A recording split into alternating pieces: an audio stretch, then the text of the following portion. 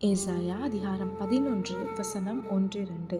ஈசா என்னும் அடிமரத்திலிருந்து ஒரு துளிர் தோன்றி அவன் வேர்களிலிருந்து ஒரு கிளை எழும்பி செழிக்கும். ஞானத்தையும் உணர்வையும் அருளும் ஆவியும், ஆலோசனையும் பலனையும் அருளும் ஆவியும், அறிவையும் கர்த்தருக்கு பயப்படுகிற பயத்தை அருளும் ஆவியுமாகிய கர்த்தருடைய ஆவியானவர் அவன் மேல் தங்கி இருப்பார். ஆவியானவர் நம்ம மேலே தங்கி இருக்கும்போது நம்மளுடைய வாழ்க்கை செழிக்கும். நம்ம செழிக்கணுங்கிறது நம்மளுடைய ஆசை. ஆனால் அந்த நிரந்தரமான ஒரு ஆசிர்வாதத்தை எப்படி அடையணும் அப்படிங்கிறது தான் நம்ம அநேகருக்கு தெரிய மாட்டேங்குது.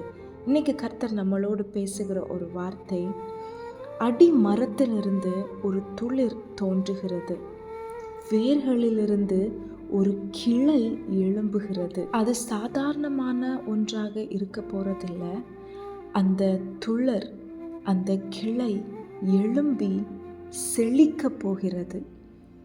முடியாது, முடிந்தது என்ற ஒரு இடத்துல ஒரு துளிர் தோன்றுகிறது. அவ்வளோதான், இன்னும் இவன் எழும்ப மாட்டான் அப்படின்னு சொல்லப்பட்ட அதே இடத்துல ஒரு கிளை எழும்புகிறது.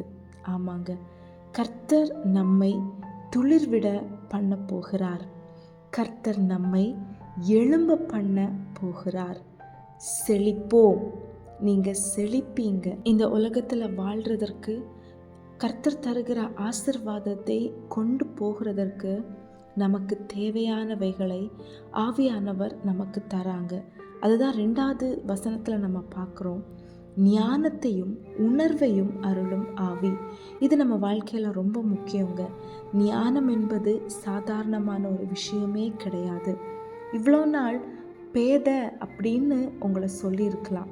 ஞானமாக ஒன்றுமே இவனுக்கு செய்ய தெரியாது அப்படிங்கிற ஒரு பேர் உங்கள் மேலே சூட்டப்பட்டிருக்கலாம். ஆனால் சர்வ ஞானத்தையும் உடைய ஆவியானவர் உங்களுக்குள்ள வரும்போது உங்களை ஞானவானாக கர்த்தர் மாற்றுவார். உணர்வுள்ள இருதயம் நம்ம எல்லாருக்குமே தேவையான ஒன்று. ஒரு விஷயத்தில் உணர்வு அடையும் போது அந்த விஷயத்தை இனிமே நம்ம ரிப்பீட் பண்ணாதபடிக்கு உணர்வுள்ளவர்களாக நம்ம வாழ வேண்டியது அவசியம். அது ஒரு விஷயத்தில் மட்டும் இல்லை, நம்ம வாழ்க்கையில் ஒவ்வொரு நாளுமே நமக்கு தேவையானது ஒன்று. ஆவியானவரிடத்தில் நம்ம கேட்கணும். நம்ம கேட்கும்போது ஆவியானவர் நமக்கு தருவாங்க. ஆலோசனையும் பலனையும் அருளும் ஆவி. எந்த விஷயத்துலையும் ஆலோசனை நமக்கு தேவை. நம்மளுடைய சுயம் சொல்கிறதையோ நாம் நினைக்கிறதையோ செய்கிறதுனால அதில் ஒரு ஃபுல்ஃபில்மெண்ட் கண்டிப்பாக கிடைக்காது. ஆவியானவரே, இப்படிப்பட்ட ஒரு விஷயம் வருது, இதில் நான் என்ன செய்யணும், இதை நான் எப்படி செய்யணும் அப்படின்னு ஆவியானவரிடத்தில் ஆலோசனை கேட்கும்போது அந்த ஆலோசனையை உடைய ஆவியானவர் உங்களுக்குள்ளே வந்து உங்களை நடத்துவார், பலப்படுத்துவார். சோர்ந்து போய் இருக்கிறவர்களை பலப்படுத்துகிற ஆவியானவர் தொடுவார். எல்லா சோர்வுகளையும், அவ்வளோதான், ஓகே, இன்னும் நான் என்ன பண்ண முடியும், இல்லை என்னால் இனி நான் பண்ணி என்ன பிரயோஜனம், எல்லாவற்றையும் மாற்றி ஒரு புது பலனை தந்து நீங்கள் எழும்பி சிலவைகளை நடப்பிக்க தேவையான பலனை கர்த்தர் உங்களுக்கு தருவாங்க. அறிவையும், கர்த்தருக்கு பயப்படுகிற பயம். உனக்கு அறிவே இல்லையா அப்படின்னு கேட்டவங்க எல்லாம் எவ்வளவு அறிவுள்ளவர்களாக அவங்க இருக்கிறாங்க அப்படின்னு சொல்லத்தக்க அறிவுள்ளவர்களாய் கர்த்தர் நம்மை மாற்றுவாராங்க. அறிவு அப்படிங்கிறது ஏசப்பா கிட்ட இதுதான் நமக்கு வரணும். அதுதான் நமக்கு அநேக விஷயங்களை கற்றுத்தரும், சொல்லித்தரும், வாழ வைக்கும். இது எல்லாவற்றுக்கும் மேலே கர்த்தருக்கு பயப்படுகிற பயம். கர்த்தருக்கு பயப்படுகிற பயம் அப்படிங்கிறது ரொம்ப முக்கியமான ஒன்று.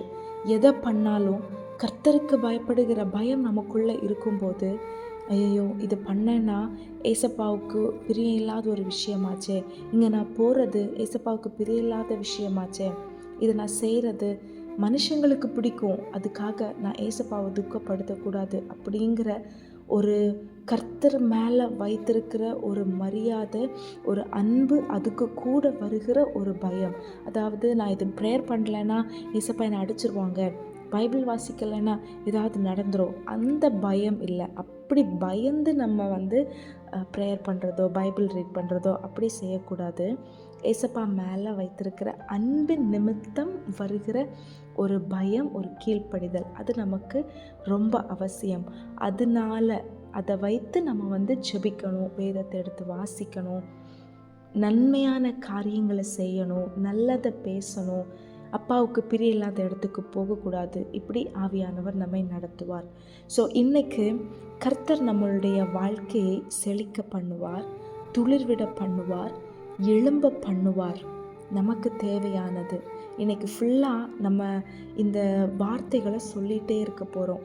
ஞானத்தையும் உணர்வையும் அருளுகிற ஆவியானவர், ஆலோசனையும் பலனையும் அருளுகிற ஆவியானவர், அறிவையும் கர்த்தருக்கு பயப்படுகிற பயத்தையும் அருளுகிற ஆவியுமாகிய கர்த்தருடைய ஆவியானவர் என்மேல் தங்கி இருப்பார். தலை மேலே கையை வச்சு இந்த வார்த்தையை சொல்லுங்க. இந்த வார்த்தையை உங்கள் பைபிளில் எடுத்து அந்த வார்த்தையின் மேலே கையை வச்சு, ஆவியானவரே எனக்கு நீங்கள் தேவை, இந்த உலகத்தில் வாழ்கிறதற்கு நீங்கள் எனக்கு ரொம்ப அவசியமாக இருக்கிறீங்க, ஆவியானவரே எனக்குள்ளே தங்கி இருங்க அப்படின்னு சொல்லுங்கள். ஆவியானவர் உங்களுக்கு ஹெல்ப் பண்ணுவாங்க. ஞானத்தினால உணர்வுள்ள இருதயத்தை உங்களுக்கு தருவாங்க. ஆலோசனை வேண்டிய இடங்களில் ஆலோசனையை தந்து, பலனை தந்து, கர்த்தருக்கு பயப்படுகிற பயத்தோடு அறிவை தந்து ஆவியானவர் உங்களை ஆசிர்வதிப்பாராக. உங்கள் மேலே அவர் தங்கி இருப்பாராக. நீங்கள் செழிப்பீங்க, நீங்கள் ஆசிர்வாதமாக இருப்பீங்க என்று மனதார நான் உங்களை ஆசிர்வதிக்கிறேன். தயவு செஞ்சு இன்றைக்கி இந்த வார்த்தைகளை எடுத்து, ஆசிர்வாதத்தை மட்டும் நம்ம ஃபோக்கஸ் பண்ணலை. ஆசிர்வாதம் வரும் போகும், ஆனால் நம்ம கூடவே எப்போவும் இருக்க வேண்டிய ஆவியானவரை நம்ம ஃபோக்கஸ் பண்ணுறோம். ஆவியானவர் இன்னைக்கு நமக்கு தேவையானவைகளை நமக்கு தந்து நம்மை நடத்துவாராக. ஞானம், உணர்வு, ஆலோசனை, பலன், அறிவு, கர்த்தருக்கு பயப்படுகிற பயம், இவைகள்னால நீங்கள் நிரப்பப்படுவீர்களாக என்று உங்களை நான் ஆசிர்வதிக்கிறேன். Amen. Have a blessed day. God bless you.